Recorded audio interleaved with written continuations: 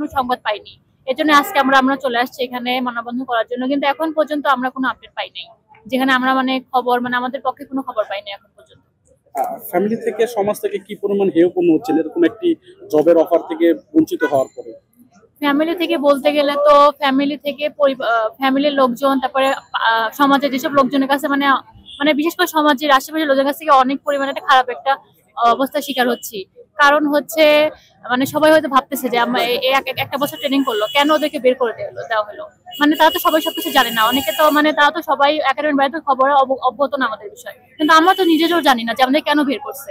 আমাদেরকে শুধু বলা হয়েছে যে আমরা শৃঙ্খলা ভঙ্গ করছি, এই জন্য আমাদেরকে বের করা হয়েছে, কিন্তু এমন তো কোনো ঘটনা ঘটেই নাই। কিন্তু আমরা তাদেরকে বুঝাতে পারতেছি, আমি একা মানুষ, আমি কয়জনকে বলবো যে আমি তো কোনো কিছু করি নাই, আমাকে অন্যায়ভাবে বের করা হয়েছে, আর আমার একা কথা শুনবে কেন?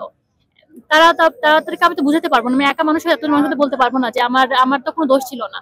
তো এই জন্যই আমি মেনলি এই জন্য আমরা সবাই আর কি জড়ো হয়েছি, যেটা আমাদের যে অন্যায় করি না তো আমাদেরকে বলতে হবে। কারণ আমাদের ঘরে চুপ করে বসে থাকি তো সবাই বলছে আমরা অপরাধ করছি, এই জন্য আমরা চুপ করে বসে আছি। তো এই 1.5 মাস 2 মাস আমরা চুপ করে বসেছিলাম।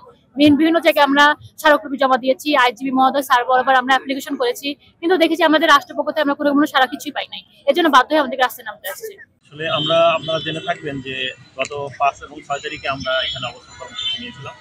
সেই সময় আমাদের 3 জনের একটা প্রতিনিধি টিম জননিরাপত্তা বিভাগের সচিব স্যারের সাথে দেখা করেছিলেন। তিনি আমাদেরকে আশ্বস্ত করছিলেন যে আমরা দ্রুত সময়ের মধ্যে আপনাদের ব্যাপারটা সমাধান করব। তো আমরা তাদেরকে দীর্ঘ 1 সপ্তাহ সময় দিয়েছিলাম। 1 সপ্তাহের মধ্যে তারা আমাদের কোনো ফলাফল না দেওয়ার কারণে আমরা পুনরায় আজকে আবার অবস্থান কর্মসূচি গ্রহণ করছি এখানে আসার জন্য, এবং আমরা আশা করছি আমাদের একটা ফলাফল তারা জানাবেন। ফলাফল না আসা পর্যন্ত আমরা আসলে এখন পর্যন্ত কোনো আমাদের ব্যাপারে কোনো সিদ্ধান্ত না জানতে পেরে আমরা এখন পর্যন্ত আমরা যেটা আমাদের পরবর্তী কর্মসূচি আমরা ডিসাইড করেছি সেটা হচ্ছে আমরা আমাদের চাকরিতে পুনর্বহালের যে প্রজ্ঞাপন জারি না হওয়া পর্যন্ত আমরা এখানেই আমরণ অনশন কার্যক্রম চালিয়ে যাব। এটাই হচ্ছে আমাদের এখন থেকে পরবর্তী কর্মসূচি। যেটা সবচেয়ে বড় যে সমস্যাটা হয়েছে সেটা হলো যে সবাই ভাবছিল যে আমরা আমাদের চাকরি হয়েছে, আমরা ফ্যামিলির হাল ধরবো বা দেশের সেবা করবো, চাকরিতে জয়েন করবো, সবাই একটা আশাতে ছিল। কিন্তু সেখানে আমাদের মানে 12 মাস ট্রেনিং এর পরে একটা মিথ্যা ভিত্তিহীন অজুহাত দেখা আমাদেরকে বাদ দিয়েছে। তো এই সমস্যাগুলো ফেস করতেছি আমরা, যে সম্পূর্ণভাবে বেকার হয়ে গেছি। আগেও চাকরি ছিল, চাকরি থেকে রিজাইন দিয়ে আমরা ট্রেনিং এ গেছিলাম, এখন সেই চাকরিও চলে গেছে।